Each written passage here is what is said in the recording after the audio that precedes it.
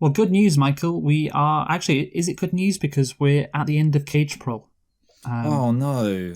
Yeah, Cage Pro. It's almost done. But Nicolas Cage has. We have some more news on him. So he almost built a movie studio in Las Vegas. This is from today. Basically, oh, this is great. He was born in California, but resided in Vegas for many years. Of course, he was in Leaving Las Vegas, so that makes complete sense, right? Yes. Because if you are an actor in a movie that is set in a city, that's where you normally reside after. Well, yeah, Uh, because he's a method actor. yeah, but he tried to build a studio in the city of Las Vegas, but they were ruined by who, Michael? Who ruined his plans? International terrorist stealing his face. Elon Musk. So yes, an Oh, international terrorist. yeah, that Indeed. is actually Yes. true. Yeah. Yes. So basically, he said, I tried to get a movie studio built there, and then Elon Musk came in, and all the money I got from the movie studio, I got $80 million, they put into the Tesla Corporation, which then ironically drained all of the water out of the city, but I almost got it. I almost got a movie studio. Wow, I didn't know that about Tesla, which is fucking typical that they would do something like that. But yeah, so Elon Musk, another reason why he's a villain. Fucking, Yeah. he deprived Nicolas Cage of a movie studio, and just think of the movies that could have been produced out of that studio. Yeah, I guess he wouldn't have Face been Off 2. leaving Las Vegas anytime soon. Haha, that's good, but also imagine a Face Off 2. Luke, you're not thinking big enough. Imagine a face-off cinematic universe. Oh my god, so many faces, Yeah, it'd be so like, many offs. I want to put the bunny back in the box. Oh, so this is a Nick Cage cinematic universe, Yeah. which yeah. is basically the unbearable weight of massive talent. Oh my lord, we came up with an idea that real people came up with. Wow, we should be movie guys.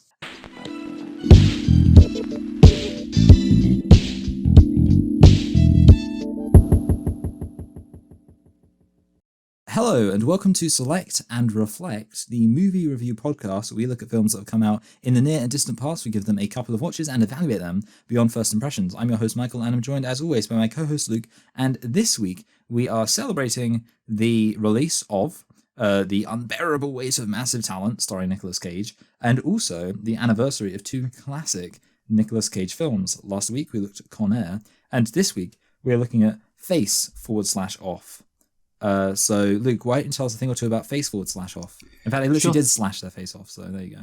Sure thing, Michael. And by the way, Face/Off is the actual title, and of course the slash makes sense. And in actual fact, I've got a good fact about Face Off. So if we go back to this article I've got, which is here we go. So Paramount originally wanted to remove the slash in the title. Oh, really? Basically, there was a development dispute that the screenwriters won. Paramount Pictures had some reservations on the slash in the title, feeling it may be confusing and difficult to display on a movie theatre marquee. The studio was convinced to keep it when the writers suggested audience might think it was about hockey instead of an action thriller. Plus, not only is there an actual 1971 hockey movie released as Face Off in Canada, but later hiccup in the casting process would only further prove the writer's argument. And I guess that was the fact that Johnny Depp wasn't in there, which I don't know why would that improve the writer's argument. Because Johnny Depp famously hates hockey? I'm literally reading this here. So, a shortlist analysis reveals what led the future Oscar-nominated Pirates of the Caribbean star to pass on Face Off was the discovery it was not about hockey after reading the script. Oh, wow. So he actually liked hockey and thought it was about hockey, but then it's like, oh, this isn't hockey. Fuck off then. And Paramount needed another reason to keep the title slash. They certainly had it then to make sure, hey, any actors who liked hockey, this is not about hockey, so don't agree to it. Yeah, okay? Although you could say Nicolas Cage's acting can sometimes be a bit hokey. It can be. But yeah, I don't know what a face-off is in hockey. I think isn't it? This is just off the top of my head. I have no idea really, but it's like when two players fight in the middle of a match and the game is stopped so they can fight. That's a weird thing that happens in hockey. Yeah, hockey. It seems like it's kind of a joke sport because most other sports try and kind of rein in their players, and hockey they're just like, nah, let's not even pretend that this is a sport that anybody respects. Yeah, and you can't see the puck either. So yeah. I mean, if people just tune in for the actual fighting and not the sport, maybe it's not a good sport. Anyway, so Face Off is a 1997. Yeah, I like to imagine there are some people watching boxing and they're really disappointed that they're not hitting a puck around with sticks. Yeah, so Face Slash Off, like we said, Michael, is of course the face is getting slashed off, so it works on that level as well. It's a 1997 American action thriller film directed by John Woo, written by Mike Werb and Michael Collery, and starring John Travolta and Nicolas Cage, among others. Of course, those are the two stars of the movie. Also features Joan Allen, Gina Gershon, Alessandro Nivola, and Colm Ferrora. Anyway, he's Canadian, by the way, so maybe he thought the movie was... Hockey. Yeah. Anyway, so the release date first, Michael, was June the 27th, 1997. So this came out 3 weeks after Con Air. What a month for Nick Cage. June 1997, the greatest month for any actor in the history of acting, yeah. In the whole history of acting, I do believe. So the budget was 80 million... Shit, I just said it. Oh, yeah, that's really funny. What would you say the budget would be, Michael? I was going to guess 60 million. Okay, so yeah, you would have gone up. But yeah, 80. Just, again, even though it was 75 for Con Air. Yeah, I don't think I would have gone lower than 40. Yeah, good. But I'm just saying, even though it was 75 for Con Air, you still would have gone lower, even though you have a very, very good estimate. Did you remember, actually, what the budget was for Con Air last week? What the budget was, or what I guessed? No, do you remember it was 75 million? No, I didn't remember that. To be honest, I think actually if you would have just waited a few seconds, I probably would have forgotten you'd said 80 million. In fact, wow. You know what? Genuinely, I almost feel like I may not have even clocked that you said the budget. I'm not saying I don't listen to you, because I do. But to be fair, no, the thing is actually when you do this little intros kind of thing, I think I probably don't really listen to you, because I'm like, oh, it's just the, which is that's not, obviously okay. I respect you and what you're doing, but. Okay, well, anyway, the budget, of course, is 80 million. We got there. And yes, your guess of 60 million was 20 million off, which is, again, is below what Con Air was last week again. But like you said, you didn't remember. So I guess, I can't really get angry for you for that, because you didn't remember. But Michael, let's see if you can guess the box office for Face Off. I'm not thinking it did okay. Actually, no, I do think this film did quite well. I'm thinking 200 and...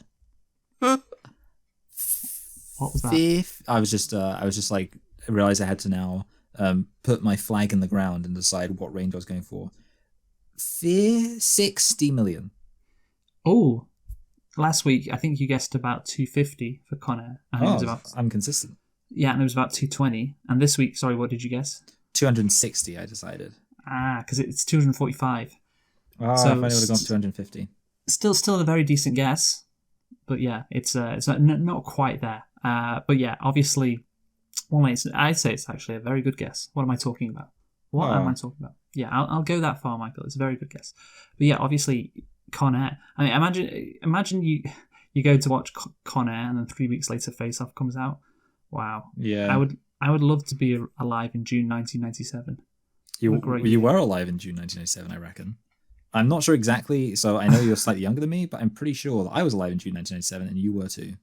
Yeah, I know. I mean, alive, are you you're really alive? Conscious? Yeah. Are you really alive if you know you're alive?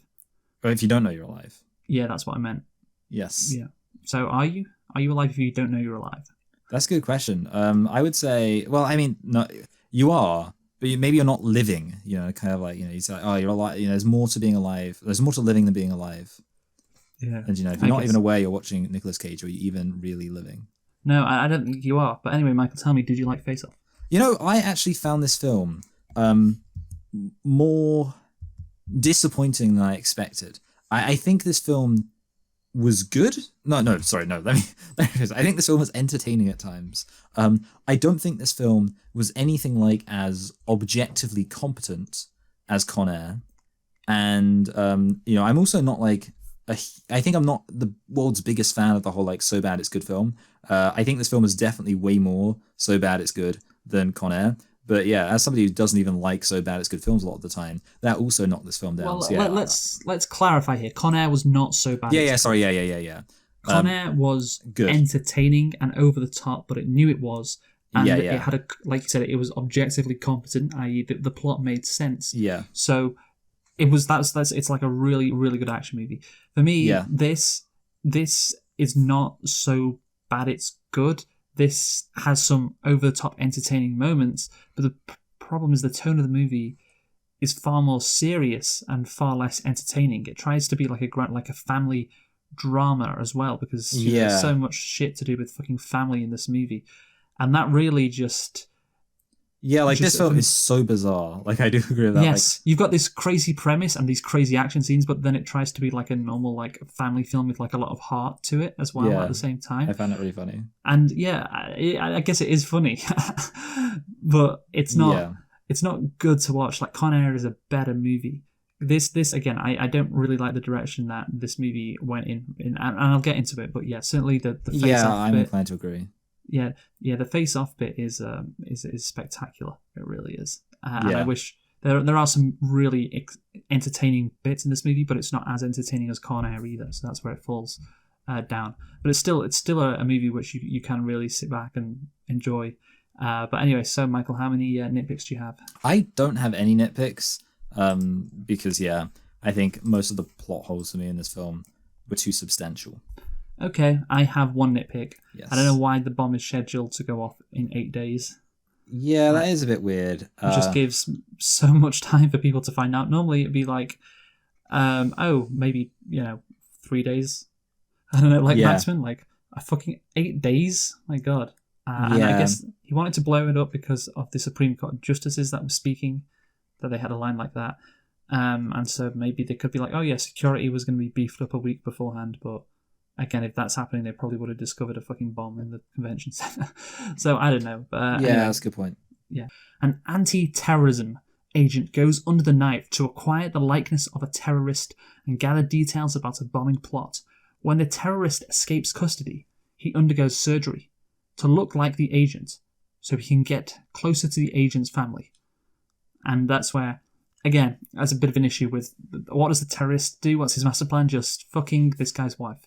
I know, it's so funny. But we'll get into that later. But yeah, but let's talk about, I guess, the face-off bit. It's a crazy idea, a crazy premise, just ridiculous and insane. But yeah, I think you can make it work, and parts in this movie definitely do. They acknowledge the ridiculousness of the situation, and it can be at times a fun ride. It's basically the plot is like, well, an undercover operation gone wrong. And of course, the two guys switch places, which is in itself just what the vast majority of the movie is about, like them trying to navigate life as other people, coping with their new situations. And of course, Archer trying to get his face back and trying to alert people to what the situation actually is. But yeah, it's like a, body swap movies, Michael? Yeah, like Freaky Friday. Yeah, this is the same, isn't it? But it's just a body swap murder movie, I guess. That's a good point. Yeah. Two people who swap bodies want to kill each other. Yeah. It actually reminds me of this really bad kind of like Family Guy knockoff thing that was on YouTube called Trailer Trash. And the basic premise of it was it would always start with them. One of them would go, "What y'all want to do today?" And then they'd come up with some stupid plan of what they would do, and then you'd have a little comedic sequence about that. And they go, "Oh, we could just watch TV instead." And then they'd watch a TV show, a film usually on the TV, and it would give them an idea for their scheme. And in one episode, they watched Face Off, and they decided, therefore, their idea was to switch each other's faces so they could bang each other's wives. Which actually, clearly that is what the plan's about. But in the end, they end up falling out over each other because of anger and stuff, and then they decide to ruin each other's lives. So boom, they were clearly enthused by that aspect of this film, that ruining somebody's life rather than actually trying to do anything meaningful or productive, and banging their wife. Those are the two main things that you can take away from this film. That is a crucial thing, yeah. And of course, trying to ruin each other's life compared to murdering each other. I think the murdering each other is a more interesting premise, because trying to ruin each other's life, that's a standard body swap thing that you can do. But murdering each other, that's a lot funner. That's a different kettle of fish. It is a different kettle of fish entirely. So anyway, the script now, Michael, let's get into it. So FBI Special Agent Sean Archer survives an assassination attempt by homicidal sociopath Castor Troy, but the bullet penetrates Archer's chest and strikes his son Michael, killing the boy. So this is the start of the movie, and it is so over the top. I love it. I wish the rest of the movie could be like this, but it's really not. The first couple of minutes are amazing. So the happiness of Travolta, he's so happy with his son, and he's on this nice, happy, and innocent carousel ride, followed by the piercing bullet of evil by Castor Troy, and then the cherry on top, of course, the blood on the horse.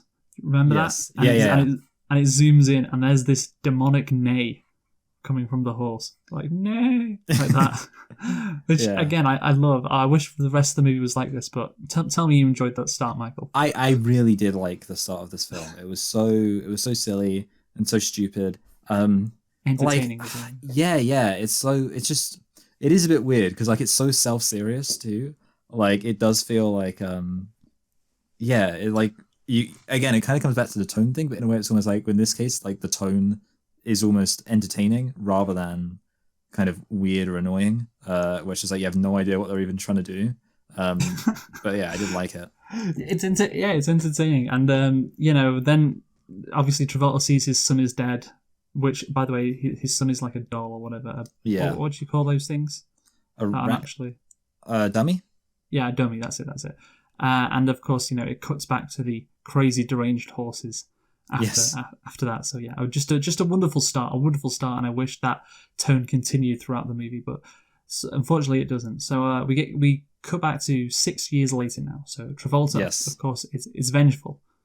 He is this FBI guy who is determined to catch Castor Troy. And what is Castor Troy doing? What is he doing, Michael? He's planting a bomb dressed up as a priest. Yes. Of course he is. And he's dancing in front of them, and, then goes behind this girl and grabs her while pulling the most ridiculous face, Nick Cage's, of course. And I have the screenshot of that face, actually. I screenshotted it. Yeah, it's quite a classic face. I'm glad that you did screenshot it. Shall I send it to you? Yeah, really. Yeah, do, actually. There you go. I sent it to you. It's like his mouth is open, like he's like he's possessed. Just an incredible shot, and I remember seeing that when I was a kid, and I just laughed so loud at that. A classic Nick Cage moment. This is that scene with Nick Cage dancing around.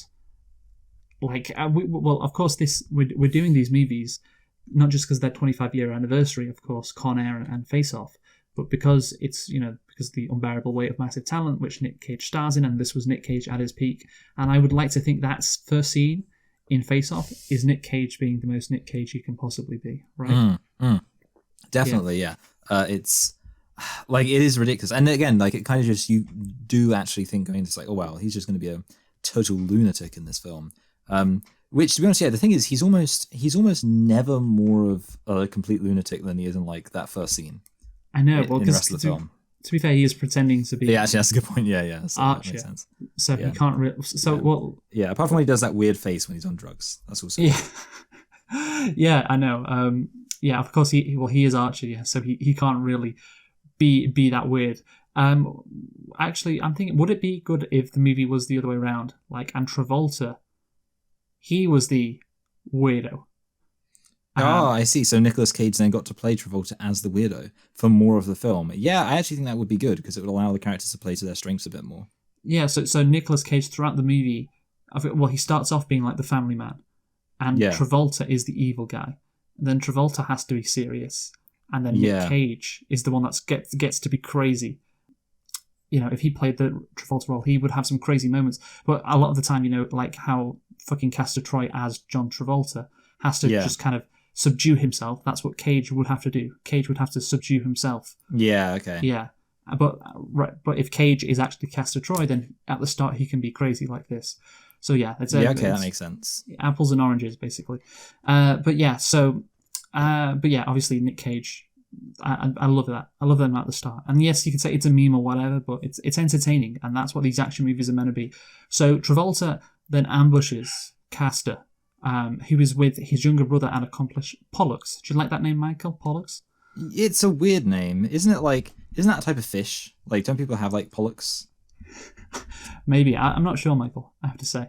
I'm not sure. Yeah, it's definitely a weird one, though. Yeah, at a remote desert airstrip, that's where he meets him. Okay, so I don't know that much about law enforcement, Michael, but I believe it is standard procedure that if you do have a vendetta against someone, you are not allowed to be involved in the case against them. Yeah. The movie, of course, sets that up so there is extra motivation and history between the two characters, but Travolta acts multiple times quite recklessly, and it's that exact reason as to why he shouldn't be on the case to catch Castor in the first place, and that's why in real life that is the case, wouldn't you say? Yeah. This is something I realized, especially obviously as you get to him being, Travolta being even more involved in the Nicolas Cage stuff. I'm thinking like their entire logic seems to be, well, this guy has this crazy desire to like, be obsessed over this person. That must mean he'd be a great man for the case. And it's like, no, I don't think that's how the logic you should be operating on, to be honest. Because I think that's just going to end badly for everybody. And I don't know why they decided to go down that route, except for that it makes for a more entertaining movie, I guess. Yeah, absolutely. But anyway, it creates a fun movie, and I get why they do it, for that extra bit of motivation for one of the characters. But anyway, we get onto the action now, Michael, because we have this insane action scene on the runway. Another insane action scene involving planes and Nicolas Cage. Yes. Which you love to see. Yeah, just very enjoyable. The plane crashing into the building, that was fun. No green screen stuff, no special effects. It's just real set pieces, Michael. Yeah. I do think the one thing that annoyed me was the excessive cutting. Like I think the action is almost like it's so sort of just hyperactive, I guess, that you almost can't really tell what's going on. Yes. No, that is definitely the case. And of course we get, John Woo's famous action directing style, which is lots of slow motion and people jumping sideways and shooting guns. Yeah. Akimbo guns as well. Akimbo guns. That's crucial. And it's over the top, and it has to. I think it works because this is a movie that the premise is ridiculous and over the top. So why not have the action scenes over the top as well? Yeah, I when they are shooting at each other, it's a bit unrealistic how they don't hit each other even once, and then they pull the gun on each other and then they just don't fire. Yeah. That's something which always annoys me. Like the whole whenever two people are in a standoff where they're both just pointing guns at each other, I always think, I'm pretty sure if you shot them, they wouldn't be able to react fast enough to shoot you, so you'd be fine. Yes, no, I think that would be the case. I don't know how fast they can tell a gun has been shot, but probably not fast enough to react, I'm guessing. Yes. But yeah, obviously Nick Cage gets caught, and he goes, one of the best lines of dialogue in the movie. Well, I think you better pull the trigger, because I don't give a fuck. I'm ready. Like that, when Travolta has him at the gunpoint, and then he's just saying stuff like, what was it? Ready for the big rat, baby. Like that, while pulling out a knife. Just again. As the thing is, like, the movie deprives us of Nick Cage acting like that for the majority of the movie. Yeah. Which is a shame, but I guess the reason why he's so over the top at the start is because you're not going to get it for the rest of the movie.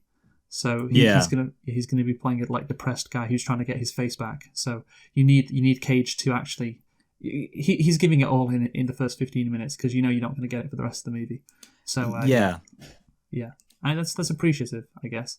Yeah. I think you gotta get your Cage in while you can. Exactly. Get your Cage in while you can, and of course last week he was a Cajun.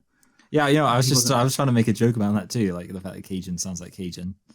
Yeah, but of course Cajuns are from Louisiana, and he's from Alabama. Yeah, completely different state, Michael. Completely different. There's a whole state in between them, which is of course true. Yeah. The whole state would be, Mississippi. Mississippi, exactly. You got it, Michael. Well done. So let's get on to obviously Sean Archer. He still can't get over it. The fact that he's got Castor. He just couldn't let it go.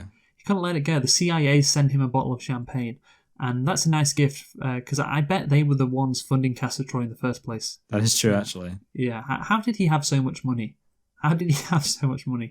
Well, I think there's one agency who might know the answer. But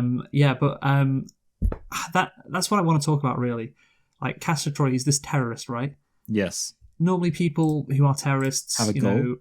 Have goals that they want to achieve by killing people.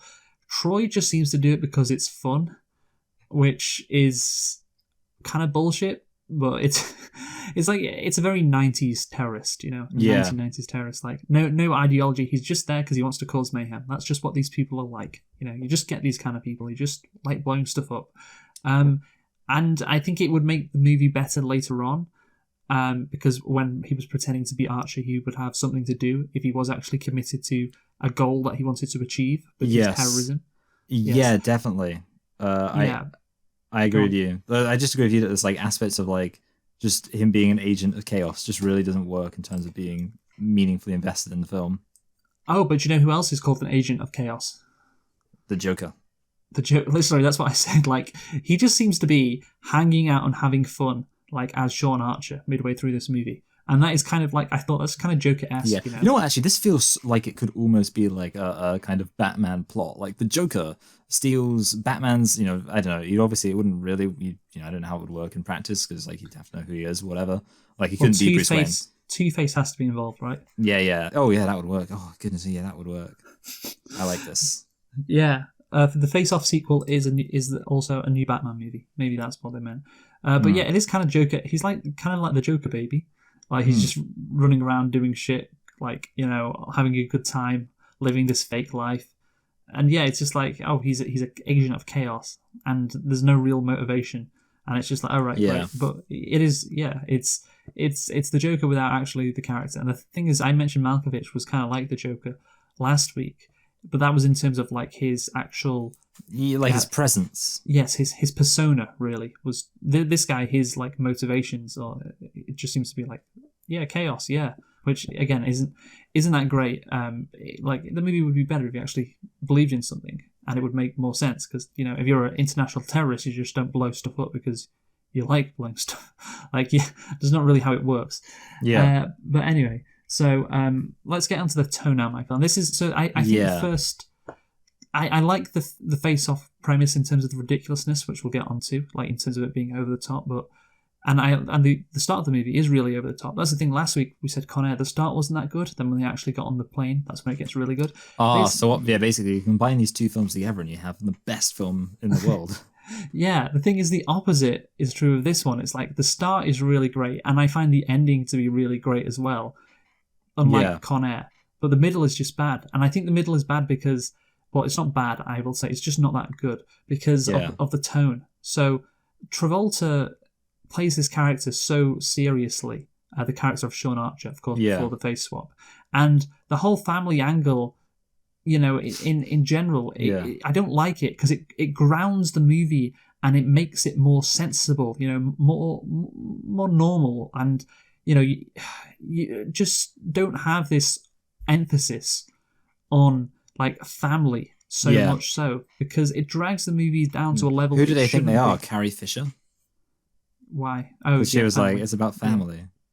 Yeah, but it drags the movie down to a level it shouldn't be. It makes, again, grounded. No, this is a ridiculous movie. The start was ridiculous. Nicolas Cage is being ridiculous, which is good. We like that. And the whole premise is ridiculous. Don't try and ground the movie and make it, oh God, he's having normal suburban family issues with a daughter who rejects him and rebels against him by fucking smoking or whatever.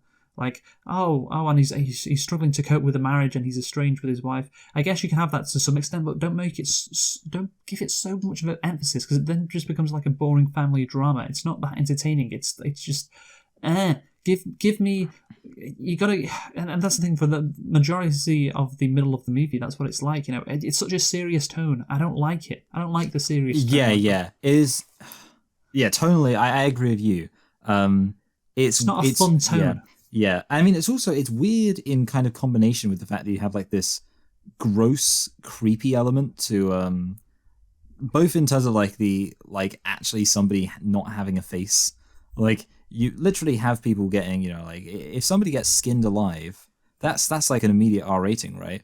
And in this film, in some sense, people literally do get skinned alive. And that's pretty gross. But also, it's performed by medical people. Yeah, it's fine. But also, like you do have like this just almost, in principle, should be like a horrific element of like this person stealing your life.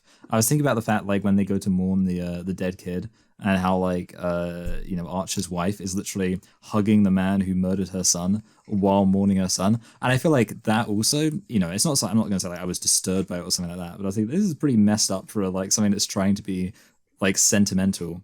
Well, that's the thing. It would be good if maybe cast a Troy if it's part of his like character arc, but they didn't even do that. So it's just like it just makes the tone so sad and serious. It's like, oh, we're going to see our deceased son, but it's not actually your deceased son because you're the one who killed him. And it's like, what is the point of this scene? It's the point is to make you feel more for the characters, I guess, particularly the wife, and understand like the pain that the family's been through. But I don't want to do that. I want fucking more gunfights and shit. I want some more jokes that being because I think like when fucking Sean Archer becomes Castor Troy, like he hardly makes any jokes about it and stuff. He just acts so seriously all the time, and there's never any moments of levity, which you would expect with a premise this ridiculous. And yeah, it's just I really don't like the tone of this movie. Con Air has a much better tone. If this movie had Con Air's tone, it would be a lot better. I think that really drags it down. I think also there is the fact, like, generally speaking, there's this accepted idea that action films that are just willing to be action films are often better.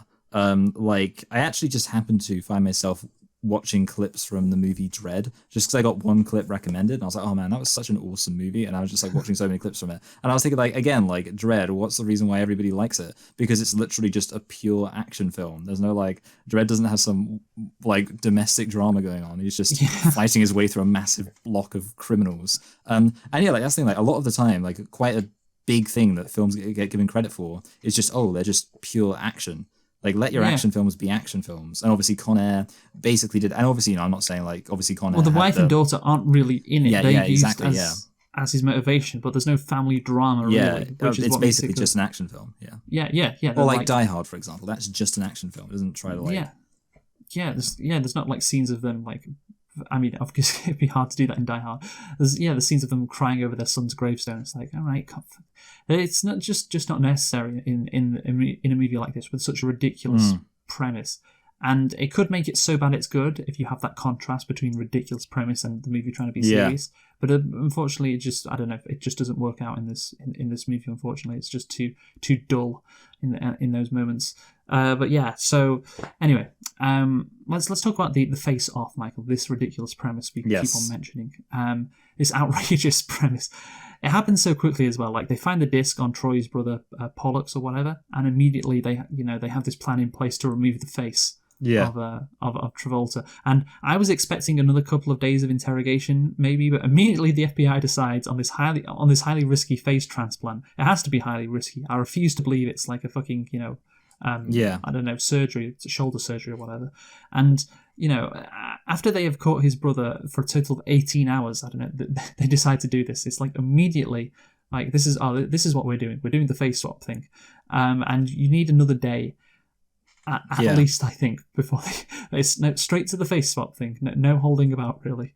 It's ridiculous. Yeah, I know it is ridiculous. But anyway, let's talk about the idea, Michael. The face off, the face swap. It is obviously such a ridiculous idea to swap faces with somebody else to go undercover, obviously. And this is because, of course, there are so many more things about a person than their face. How tall they are, how big they are, their build. And I mean, how big they are in more than one sense. Let's not forget, like, he literally has sex with the guy's wife. So you would think, she might notice something's amiss. Maybe he had to guess how big Travolta actually was, and so he gets really offended because it's tiny. He's like, wait, do I seem like I have a tiny dick? But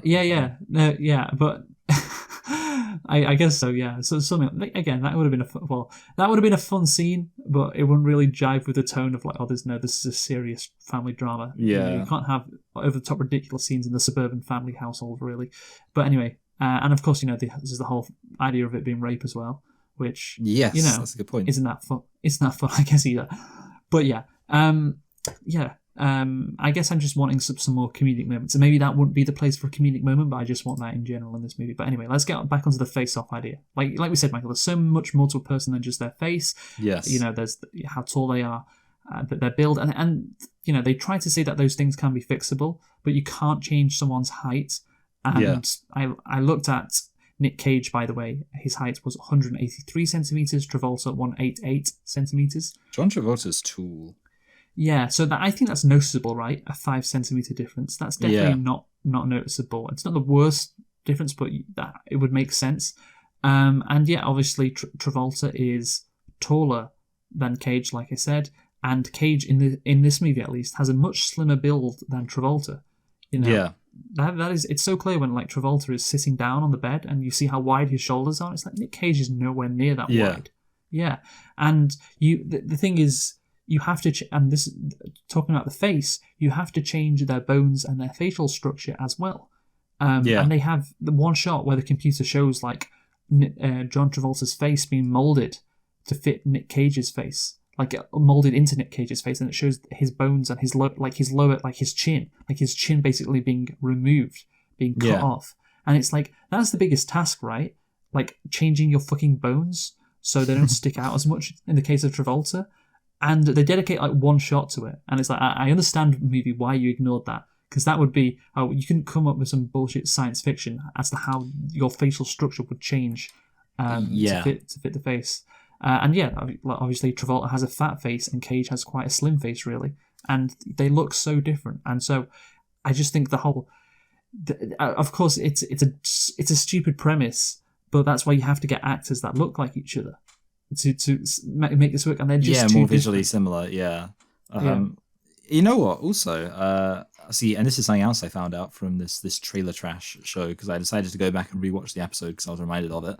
And I found out from it, a piece of trivia, that this film was originally supposed to be set in the future. Yeah, like it has the weird like magnetic boots. Like a lot of this does feel like it was lifted from some kind of like dystopian future. You could say the universe of Judge Dredd. Yes, but anyway, so let's talk about the actors, Michael. So, do you know the first actors who envisioned to play Sean Archer and Castor Troy? Will Smith and Wesley Snipes. Stallone and Schwarzenegger. Oh, okay, that's kind of interesting, actually. Due to their oversized on-screen personas, Johnny Depp wanted to play Sean Archer but passed on the role after reading the scripts.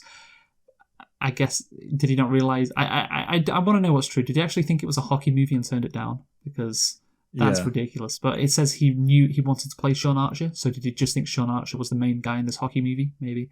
I don't know. So John Woo hired Travolta and Cage to play those characters, and like I said, I think Cage and Travolta are just too different to work. You know, maybe Arnold and Stallone could work because they have similar heights and build, but Travolta and Cage, they're too different. What do you think, Michael?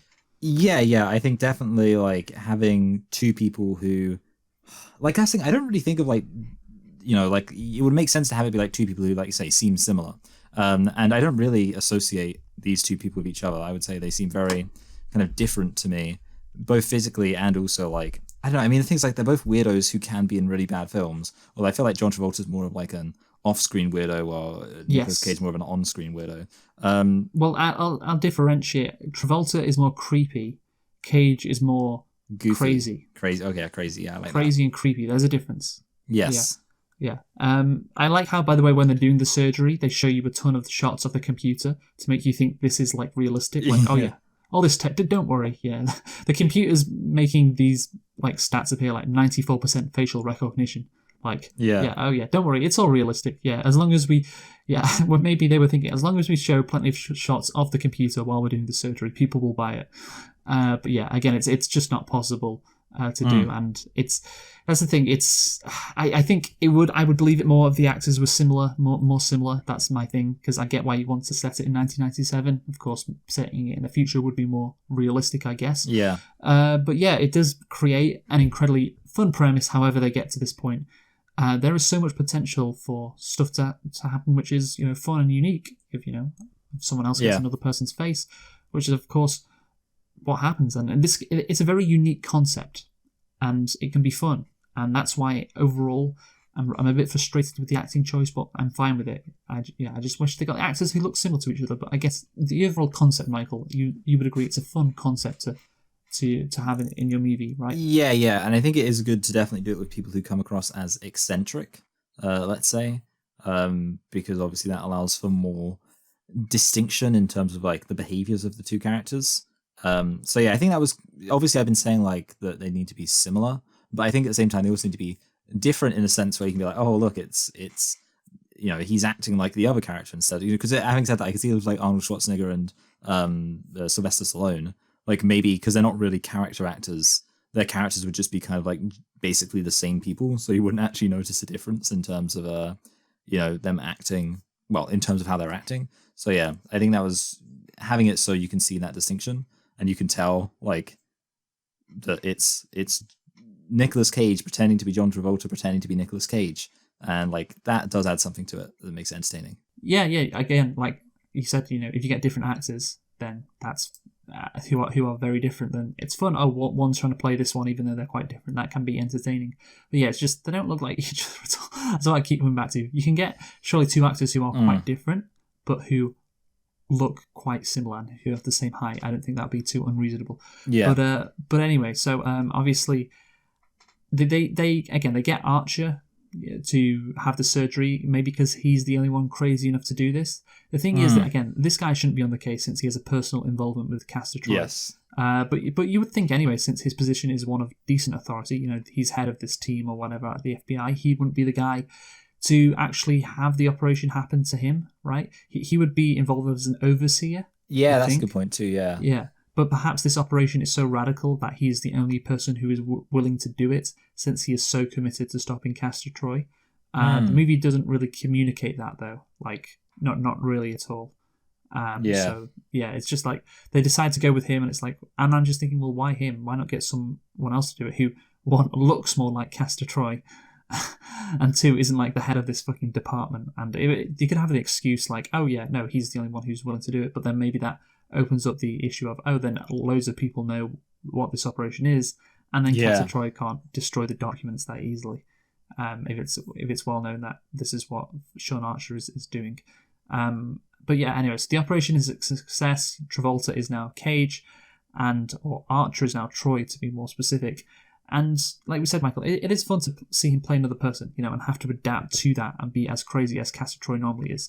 I was thinking this movie must be great for the actors involved, which is of course John Travolta and Nicolas Cage, because it allows them to show off their full acting capabilities.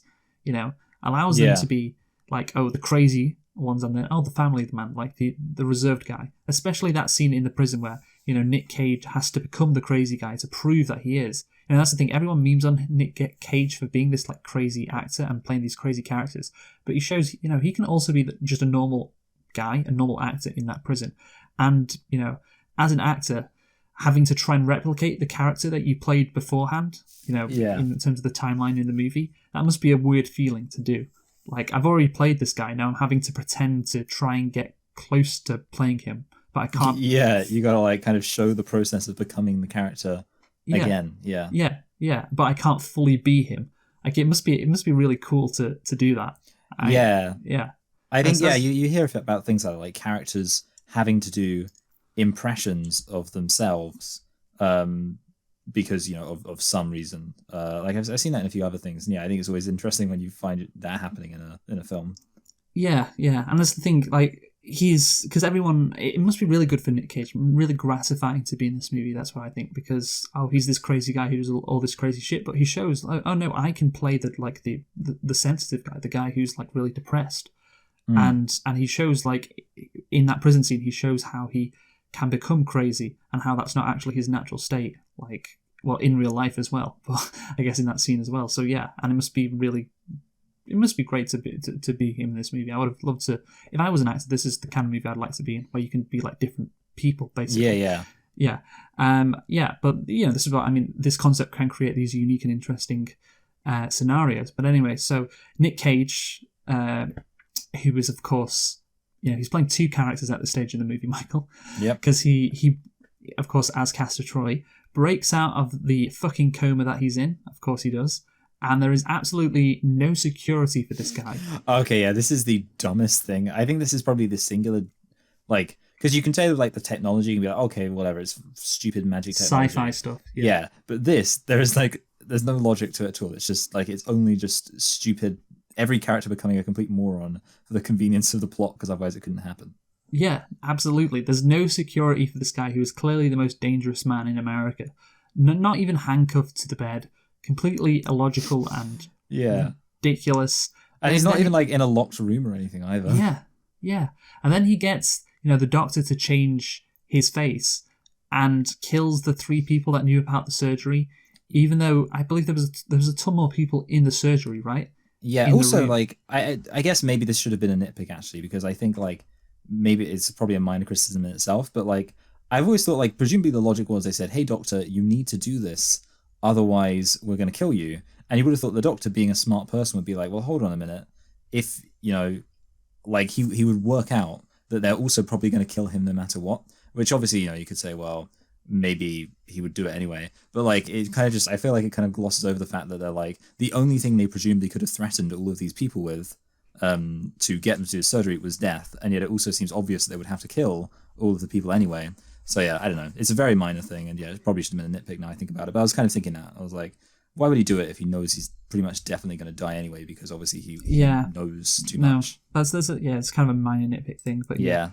The thing is that they're just extra scenes when you did in this part to make it make more sense, because you talked about threatening the doctor. Okay, I guess you could infer that, but obviously, like I said, Castor Troy, he said he destroyed all the records of the switch happening. Yeah. And okay, we definitely need a scene. Maybe he's threatening, one of the agents, because there was the 2 black agents, Bunny Colby and the black female who proposes the idea to Sean Archer in the first place.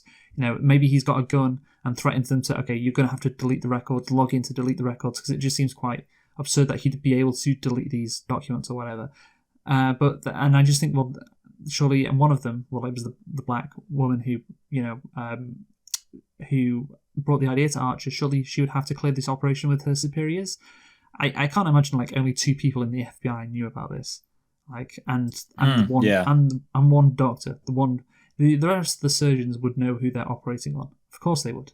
So yeah, I think all of that is just a bit ridiculous, and you could have added a couple of scenes to make it make a bit more sense. But yeah, obviously there's no real escape from the fact that leaving this guy just with no security, not even handcuffed to a bed, this international terrorist, is so dumb, and it's such a big flaw in the movie. I mean, the thing is, like, obviously they could have made it so that his allies, his buddies, bust him out, and that would have been like, and I would be like, okay, yeah, so like, and I mean, heck, even if they wanted to just have like minor security around him, well, that would make it even more excusable why it is that his buddies would be able to save him. They could have had some explanation. So anyway, so and surely if you were the hospital, if this guy has a heart rate above this certain level, immediately the hospital is notified that he's broken out of his coma. But anyway, so Pollux, his brother, this is the thing, like, when fucking Archer is pretending to be Troy, like, Pollux doesn't seem to really believe him. It's weird. Like, he's like kind of saying, oh, is this guy actually my brother? I don't know. It seems like weird. Like, why would you suspect that in the first place? So that's that kind of the funny thing. Yeah. Like, people are like skeptical when they shouldn't be. Yeah. So it's a fun scene because I guess it means that Archer has to then be a bit crazy. So it creates a fun scene where he has to prove himself that he is Castor Troy.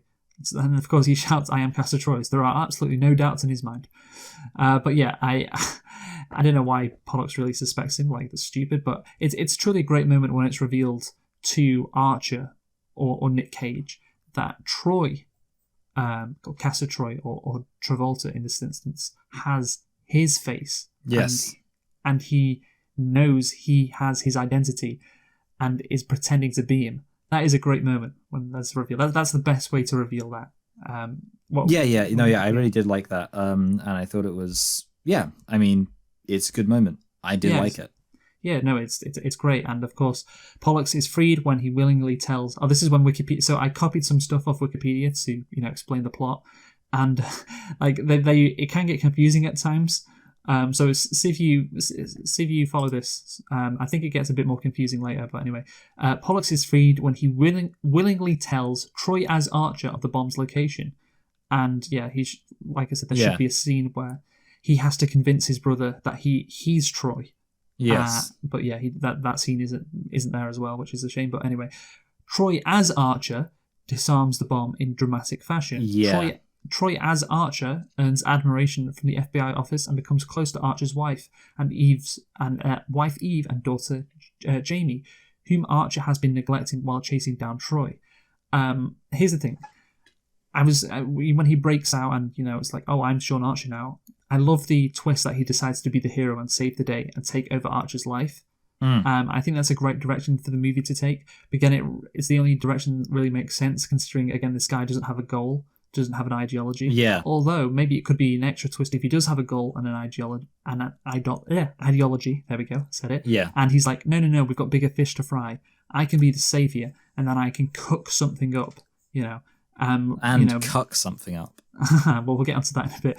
But yeah, I wish there had been a big plan that Troy wanted to accomplish as Archer, but instead he's just hanging on. He talks to his brother a bit about getting rid of their rivals, but that is about it. If there was tension at the end with Troy close to pulling off some crazy scheme as Archer, that would be good. And he needs to be foiled or stopped in time, otherwise something bad will happen. I don't know, but it's just he's got this position of immense power, and he's just hanging about. And the fact that, of course, Archer comes back, Archer escapes prison as Troy, that gives him something to do with his position, with this powerful position.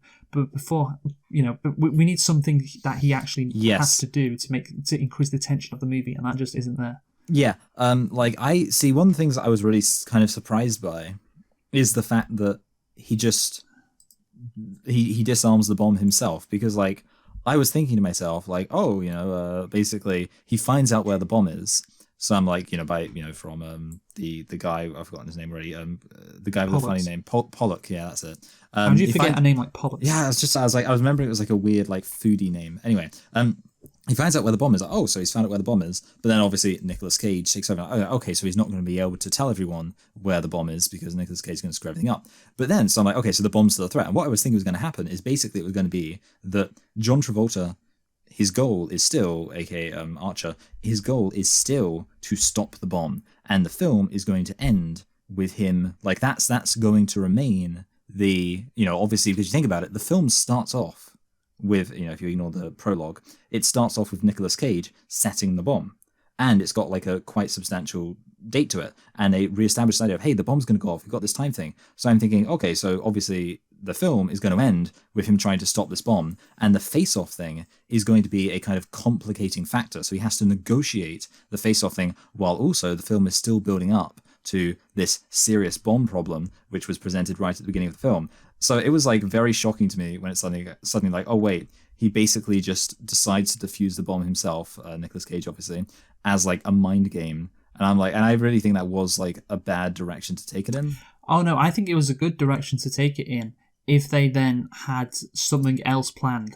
Oh no, because I like the fact that he's defusing the bomb and he becomes a hero, because that's the kind of thing that Castor Troy, this character, would do. But it's no, I'm doing it. Take a little pain here, not have this bomb go off. But then it's because I've got a long game. Yeah, got a long game. I've got a bigger scheme in mind, and this gives me some capital to do as I want. Yeah, be the hero. Yeah, that definitely could have worked and could have actually been better. I guess what I was saying is what I was expecting now was what I think would have been more kind of conventional, which I wouldn't have been opposed to. But yeah, I also wouldn't have been opposed to that slightly different direction. But yeah, I definitely think in this case they didn't take a good direction. And it makes sense for his character as well, because he's it's a fun thing to do. I'll foil the bomb that everybody's scared of, but I know what's actually the case. Isn't it basically what Syndrome does in The Incredibles? Yeah, but Syndrome has it planned out, of course. Archer doesn't, But yeah, it is kind of like that, but yeah. So he just becomes a fucking, hero, and he gets his face in the news and he's having fun. And of course, that's something that his character seemingly would do. So yeah, I'm fine with him doing that. I think I'm fine with the twist. It just needs to go on to bigger things, because seemingly the only thing he wants to do as Archer is, again, you have that little line where he says to his brother, we can remove some of our rivals, and then I'll get my face back or whatever, but there's nothing concrete there. The biggest thing he wants to do is just basically fuck Archer's wife, right? Yes.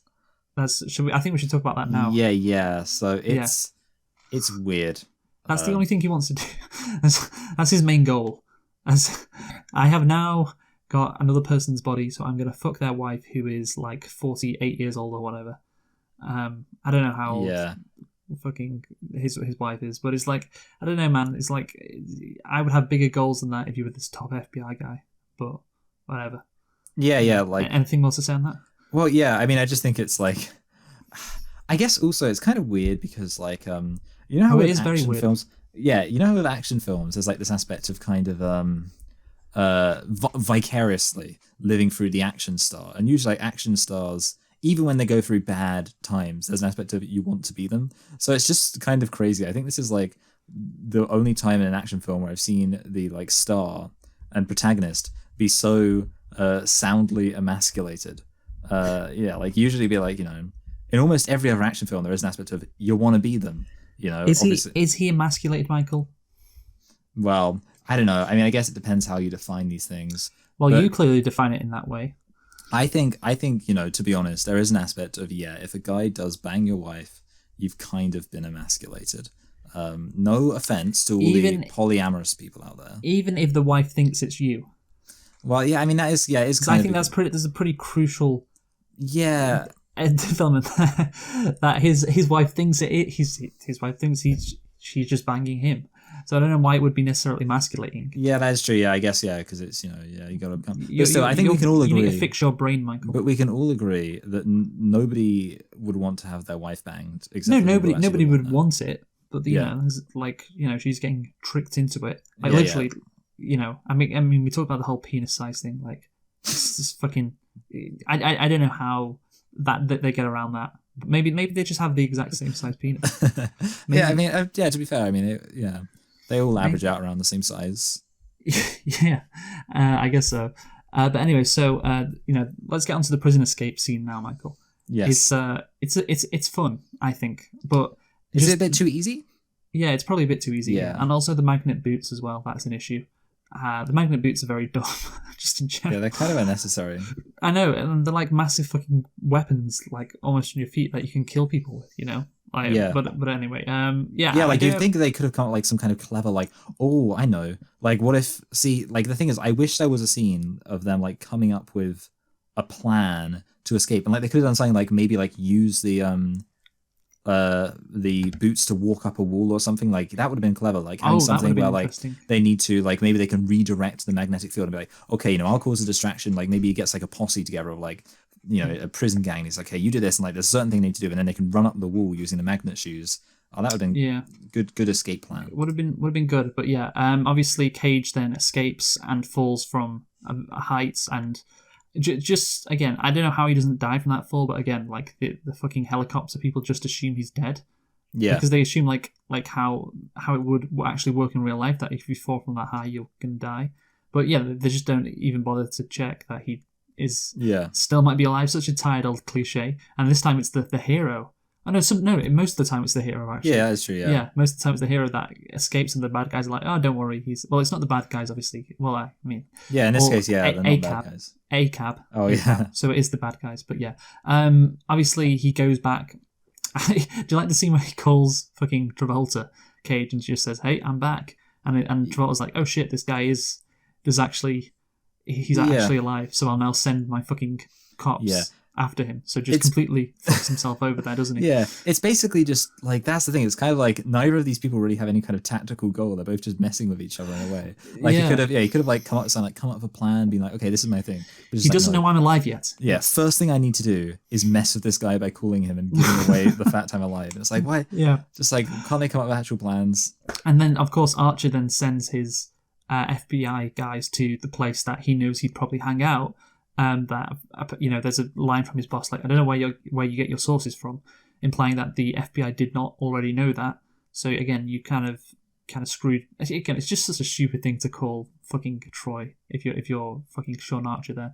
But anyway, obviously he goes back to his hideout and he says, the classic line, Michael, I want to take his face off. You want to take his face off? I want to take his face off. Off? And then they maniacally laugh as well for like 20 seconds.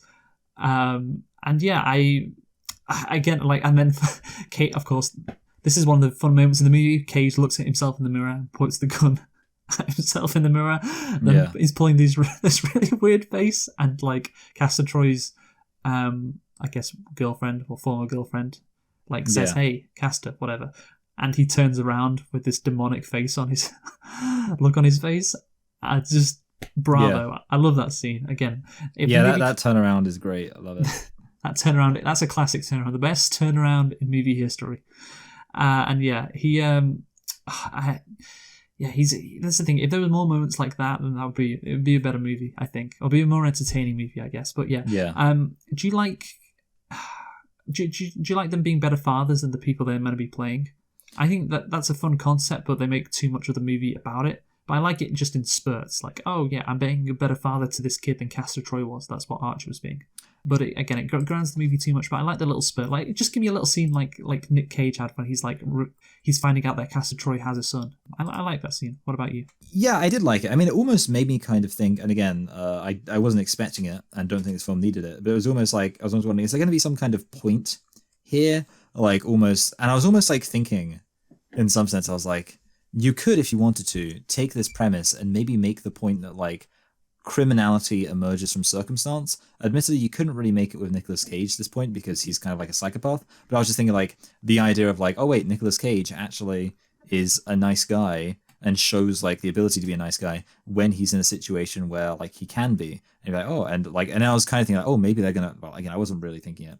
Well, that would be a character arc. Yeah, I know. Yeah, Castor Troy. Yeah. You mean when you say Nicolas Cage, you mean like Sorry. In my head, John Travolta. Yes, exactly that. Yeah. So it's probably easy to use their name, seeing as the actors change. And whereas I was also thinking like maybe Archer would like become more of a criminal because obviously Archer shoots some cops. Like he doesn't really do that now. Yeah. And I was kind of saying, I was almost like thinking, oh, are they almost going to kind of like, is there going to be a point made about them actually switching roles and one of them actually becoming, and obviously it doesn't happen. No, really. But I was thinking, you know what? I thought there may be a character arc at one stage with, like you say, Castor Troy as Travolta because they visit the son's grave, but it's just like there is nothing. He's still evil at the end of the movie. It just doesn't change at all. But yeah, I like the scene. The little scenes where he's like, oh, this is he kicks the fucking rapist guy out of the car. And it's like, oh, that's fun. I like that. But anyway, the next bit. Troy learns of Archer's escape and hastily assembles a team to raid his headquarters. How did Troy learn of Archer's escape? Oh yeah, that's right. Archer called him. That's how Troy learned of Archer's escape. So the raid turns into a bloodbath and many FBI agents and several members of Troy's gang die. And of course we get the second scene where they interact with each other in a fucking hall of mirrors, Michael.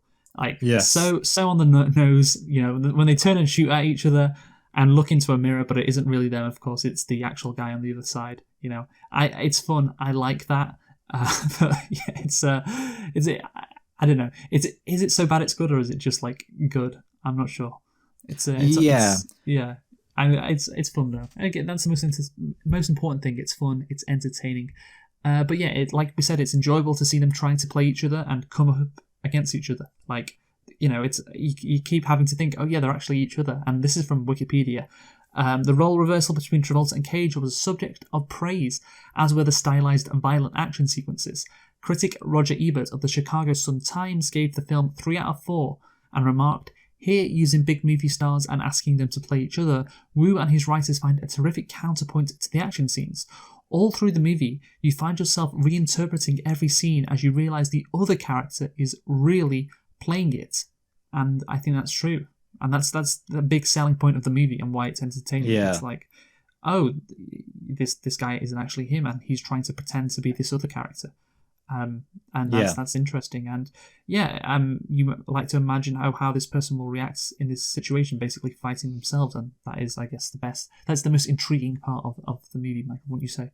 Yeah, definitely. I do like that aspect. I think obviously it's the kind of central gimmick. Sometimes I use the word gimmick and feel like it sounds mean, but I do think it's the central gimmick of the film, and it is very interesting.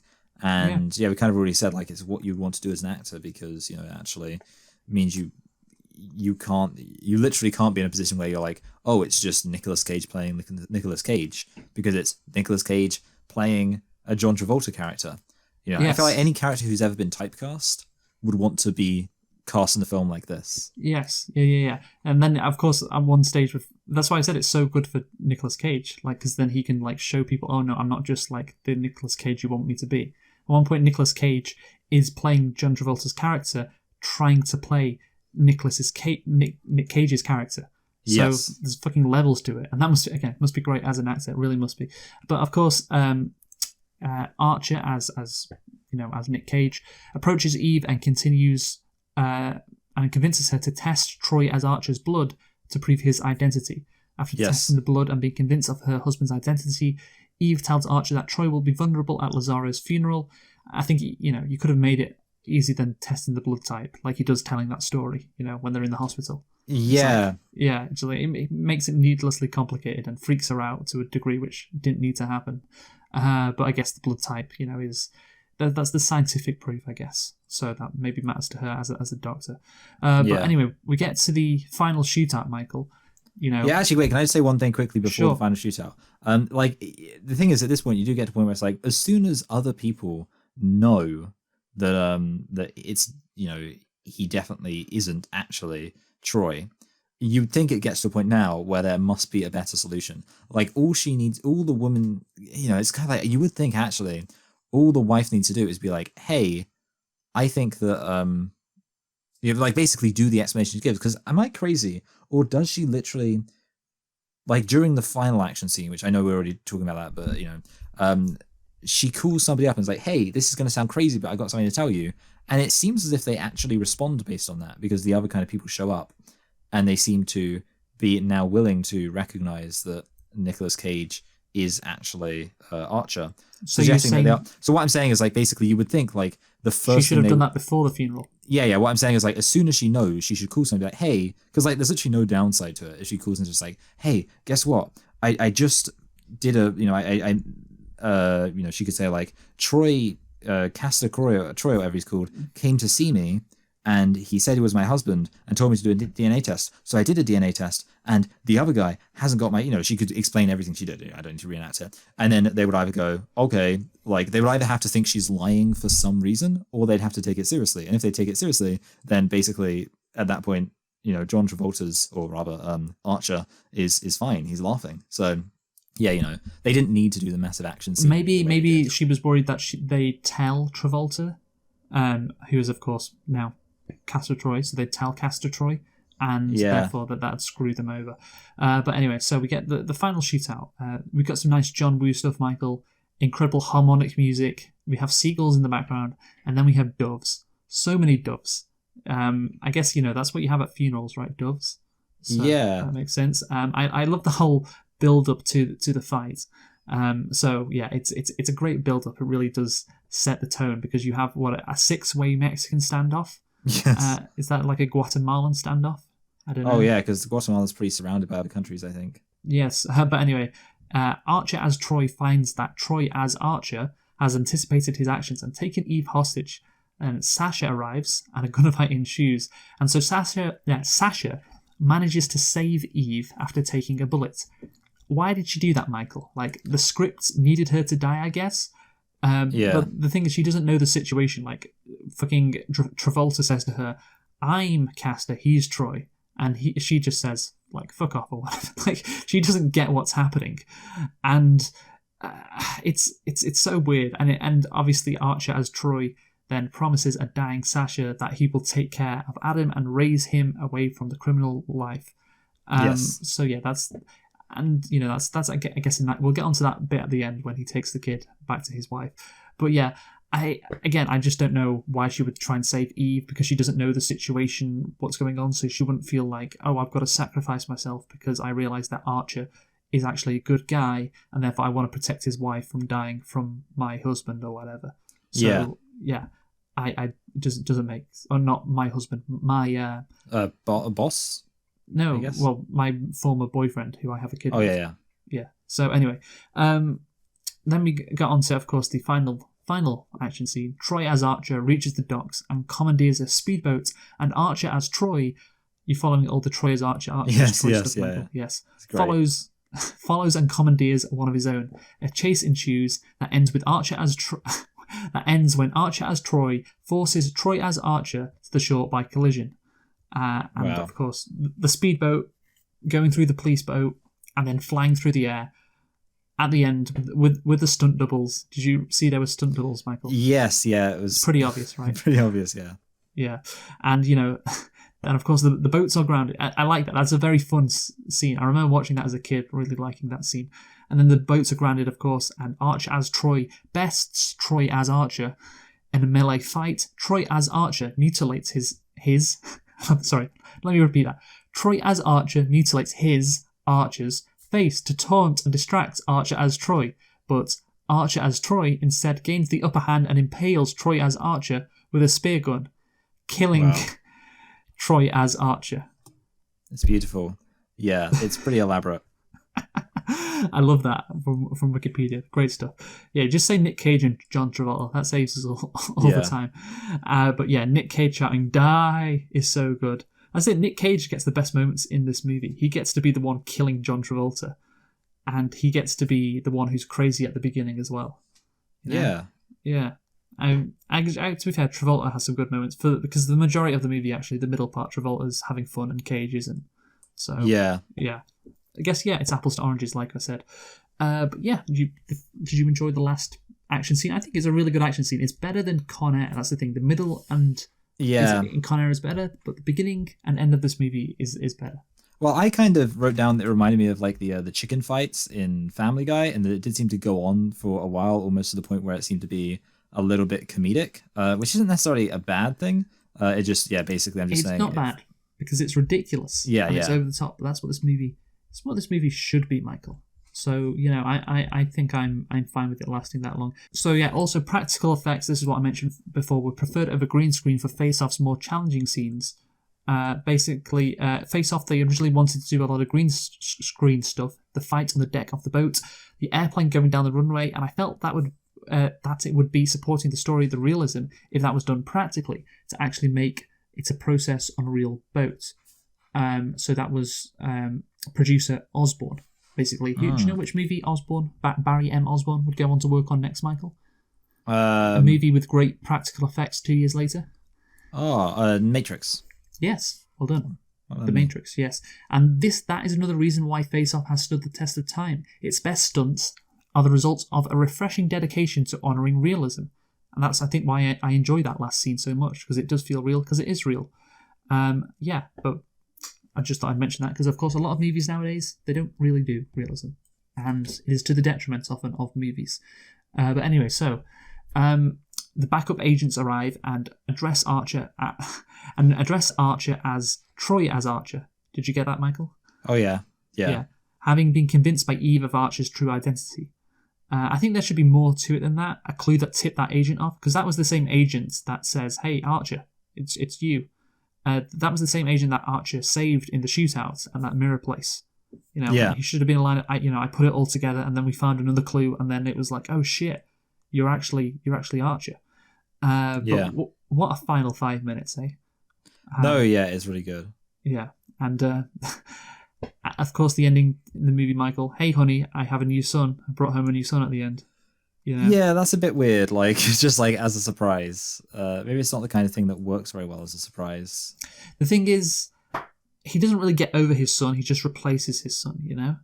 That's the thing. Very healthy, I think. Yeah, it's not a really good character arc because it's just like, oh, you're my new son that I have like picked up because I can't get over the death of my other one.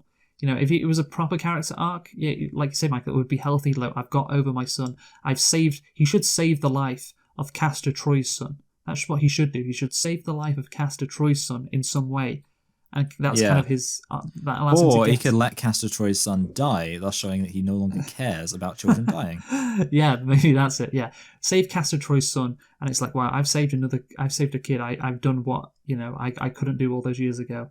And it's not just literally have him replace Michael.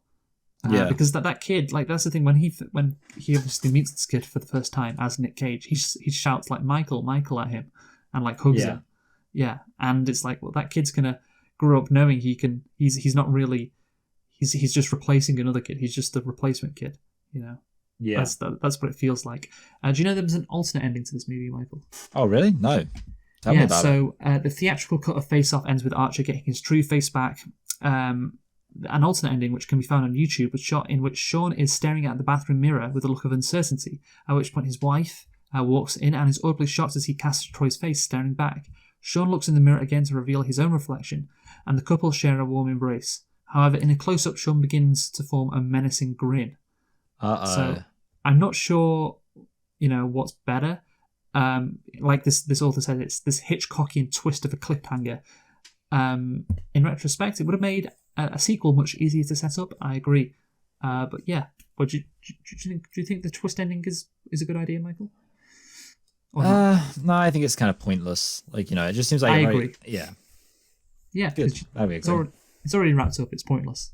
But yeah, unless you're doing a sequel, there's no point. And they didn't do a sequel, so I don't know really what the point of that was. It's just gasp. Oh, it's not the ending you expected. Doesn't really add anything really to the movie.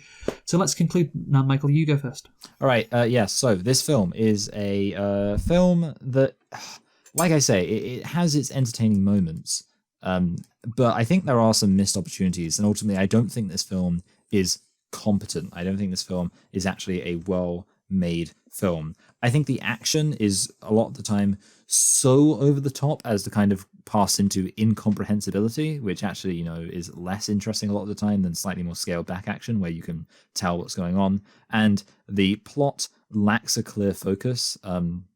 Basically, I would argue, really, it lacks clear focus after Nicolas Cage defuses the bomb, or perhaps after, maybe you could say, after John Travolta defuses the bomb and Nicolas Cage escapes from prison. At that point, it all just feels like we've said, they're just screwing around with each other's lives and having these action scenes. Yeah, I just couldn't get that invested in it. Overall, I think I'm wondering what I'm going to give it. I think I'm going to give it a high 4. I was going to give it a low 5. No, I'm going to give it a high 4 because I just don't think there's anything particularly there to recommend it. But it is kind of competent as an action film, so it gets some points there, but it gets knocked down for, I think, the mediocre plot. So there we go, yeah. High 4. Yeah. Oh, high 4, really? Wow. Wow. You think it's too low? I think that is really too low, yeah. Yeah, I was going to go low 5, which is dramatically different. Okay, so I'm going to give this a 6.5 out of 10. Because, again, I think there are some ridiculous moments which are entertaining, and the premise is ridiculous, and therefore you'd think the rest of the movie would be, but it's really not. Like, for large sections of the movie, we talked about, the graveyard scene, it's just, quite depressing, and it just doesn't fit in with what you would expect with a movie with this premise, and how this movie started, and the over-the-top action scenes. It really tries to be like this family drama movie at the same time, compared to this crazy action movie, and that really doesn't jive. Just make it a crazy action movie. Just have more, levity in scenes, more comedy, more ridiculous stuff happening. That would be funner. And again, we're comparing it to Con Air, of course, because it's it's a Nick Cage movie. I guess it's all because it's also the movie we did last week. But Con Air was consistently entertaining, consistently fun. That's what made it such a great action movie. This gets bumped down to a 6.5, so it's not a great action movie. It's a good action movie because you can still enjoy parts. But yeah, it's just doesn't hit the same heights as Con Air or indeed The Rock, Nick Cage's other action movie before this one. So yeah, Michael, 6.5 out of 10 from me. And now, of course, it's time to find out what our scores were from the Unbearable Weight of Massive Talent Rotten Tomatoes guess. Are you ready for that, Mike? I am interested, yeah. So, on Rotten Tomatoes, the Unbearable Weight of Massive Talent's score is going to be revealed. You guessed 79. I guessed 90, because I like the premise. And drum roll, please. Do you know the score or not? I don't know the score yet, actually. It was 89. Oh, so it's still close to you then, yeah. 89. So that means you're 10 off, which ain't too bad, but I am 1 off. So yeah. That was a pretty damn good guess from myself. And so, of course, if we the previous scores were 3-1 because you were 3 off on your Batman guess and I was 1 off on my Batman guess. And of course, what we do is we do the thing where we minus our Oscar predictions scores. Remember our Oscar predictions scores, yes. Michael? I don't remember. Was it oh crap. You got 15, right? Out of 20? Yes. And I got 11, yeah. Yes, 11. So we minus that off our score. So currently I'm on minus 14, you're on minus 8. But of course we then add these scores, our Rotten Tomatoes scores, how far off we were the actual Rotten Tomatoes score, to that. So minus 8 plus 10, you're on 2. And minus 14 plus 1, I'm on minus 13. Oh no. So yeah, I currently have a lead of 15 on you, Michael. Oh no. I'm currently 15 ahead, which is quite a big gap, actually. Yeah, it is. Yeah, but anyway, so that's it for Cage Pull, Michael. We're done. And maybe we will one day review the Unbearable Weight of Massive Talent, because 89%, pretty good score at the box office, right? Pretty damn good. So, Michael, what we do next week? Well, next week we are going from a true work of art to a Marvel film. We're doing Doctor Strange to celebrate the release of Doctor Strange and the Multiverse of Madness. Yeah, to celebrate that great release. To be fair, hey, this one may be a bit different because it's who's directing it, Michael? Sam Raimi. Oh, Sam Raimi. Okay, yes. That's cool. So join us for that next week. We have been selecting and reflecting on Face Off. For Cage Pull, the Nick Cage month, having done Con Air and Face Off. And yeah, that's it, Michael. That's it. So ends the greatest run of movie history. We reviewed Leaving Las Vegas. We reviewed The Rock. We have now reviewed Con Air and Face Off. That epic mid-90s run that Nick Cage had. We finally covered it all. We've reviewed it. And from that, we can... What did you rate Leaving Las Vegas? Can you find that out easily? I think I rated it quite low, like a 6. Yeah, probably. I think that was probably the same for me. Yeah. But so I think we can determine The Rock is the best out of all those movies. Yeah, I think I rated The Rock highest, definitely. I think, so The Rock is the best, so there you go. Anyway, join us next week for Doctor Strange. Who have you been, Michael? I've been Michael. I've been Luke. Thanks for listening, and goodbye. Goodbye.